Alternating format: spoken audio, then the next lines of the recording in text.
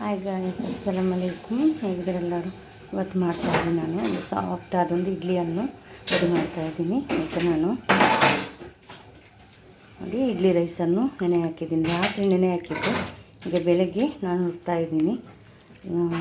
ನೋಡಿ ಅರಬಲ್ ಅಂತ ಹೇಳ್ತಾರೆ ಇದಕ್ಕೆ. ಇದನ್ನು ನಾನು ಹಾಕಿದ್ದೀನಿ ಇಡ್ಲಿಗೆ. ಆಮೇಲೆ ಉದ್ದು ಸಲಾಯಿ ನಾನು 3 ಲೋಟ ರೈಸಿಗೆ ನಾನು ಮುಕ್ಕಾಲು ಲೋಟಷ್ಟು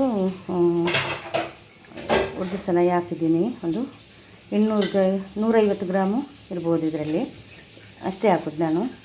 ಆಮೇಲೆ ಸ್ವಲ್ಪ ಮೆಂತ್ಯ ಹಾಕಿದ್ದೀನಿ. ಆಮೇಲೆ ಸಾಬುದಾನ ಸ್ವಲ್ಪ ಹಾಕಿದ್ದೀನಿ, ಸಾಬಕ್ಕಿ ಸ್ವಲ್ಪ ಹಾಕಿದ್ದೀನಿ. 20 ಗ್ರಾಮಷ್ಟು ಸಾಬಕ್ಕಿ, 1 ಸ್ಪೂನಷ್ಟು ಮೆಂತ್ಯ ಕಾಳನ್ನು ನೆನೆ ಹಾಕಿದ್ದೀನಿ. ಇದನ್ನೆಲ್ಲ ಒಟ್ಟು ರುಬ್ಬುವ. ನಾನೀಗ ಉದ್ದು ಸಲಾಯನ್ನು ಹಾಕ್ತಾಯಿದ್ದೀನಿ. ಫಸ್ಟಿಗೆ ಉದ್ದು ಸಲಾಯನ್ನು ನೆನೆಗೆ ರುಬ್ಕೋಬೇಕು. ನಾನು 2-3 ಸಲ ತೊಳೆದು ಬಿಟ್ಟು ನೆನೆ ಹಾಕುವಾಗ ತೊಳೆದು ಬಿಟ್ಟು ಇಟ್ಟಿದ್ದೀನಿ. ಈಗ ಬೆಳಗ್ಗೆ ರುಬ್ಬುವಾಗ ನಾನು ತೊಳೆಯೋದಿಲ್ಲ, ಅದೇ ನೀರನ್ನು ಹಾಕಿ ಒಳ್ಳೆ ಕ್ಲೀನ್ ಇರುವ ನೀರನ್ನು ಹಾಕಿ ನೆನೆ ಹಾಕಬೇಕು. ಅದೇ ನೀರಲ್ಲಿ ಮತ್ತೆ ರುಬ್ಬಬೇಕು. ಚೆನ್ನಾಗಿ ಬರುತ್ತೆ ಇಡ್ಲಿ, ಸಾಫ್ಟಾಗಿ ಕೂಡ ಇರುತ್ತೆ, ಉಕ್ಕೊಂಡು ಬರುತ್ತೆ ಹಿಟ್ಟು. ಅದಕ್ಕೋಸ್ಕರ ರುಬ್ಬಿ ಆಯಿತು. ಇನ್ನೊಂದು ಪಾತ್ರೆಗೆ ಹಾಕುವ.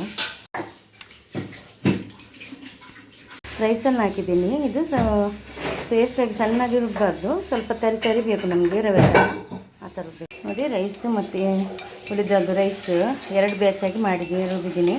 ಆಮೇಲೆ ಮೆಂತ್ಯಕಾಳು ಮತ್ತು ಇದು ಸಾಬುದಾನ ಇದನ್ನು ಕೂಡ ರುಬ್ಬಬೇಕು. ನೋಡಿ ಎಲ್ಲ ಒಂದು ರುಬ್ಬಿ ಆಯಿತು. ಇದಕ್ಕೆ ಹಾಕ್ತಾಯಿದ್ದೀನಿ ನಾನು. ದೊಡ್ಡೊಂದು ಪಾತ್ರೆಗೆ ನಾನು ಹಾಕ್ತಾಯಿದ್ದೀನಿ. ಇನ್ನು ಚೆನ್ನಾಗಿ ಒಂದು 10 ನಿಮಿಷ ಚೆನ್ನಾಗಿ ಮಿಕ್ಸ್ ಮಾಡಬೇಕು.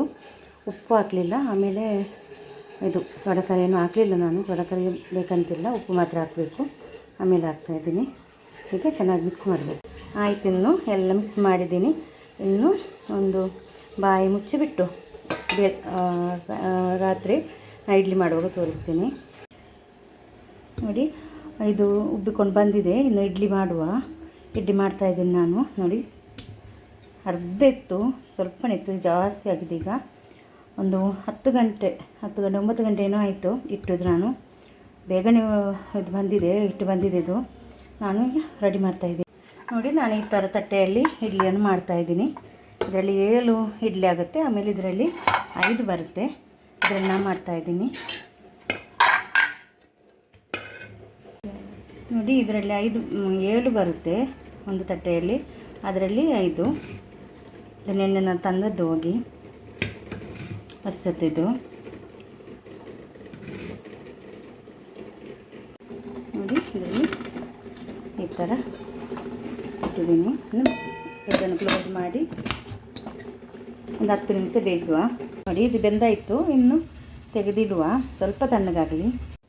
ನೋಡಿ ನಮ್ಮ ಇಡ್ಲಿ ರೆಡಿ ಆಯಿತು. ನೋಡಿ ಸಾಫ್ಟಾಗಿ ಉಂಟು ಕೂಡ. ನೋಡಿ ತುಂಬ ಚೆನ್ನಾಗಿ ಬಂದಿದೆ, ತುಂಬ ಸಾಫ್ಟಾಗಿದೆ.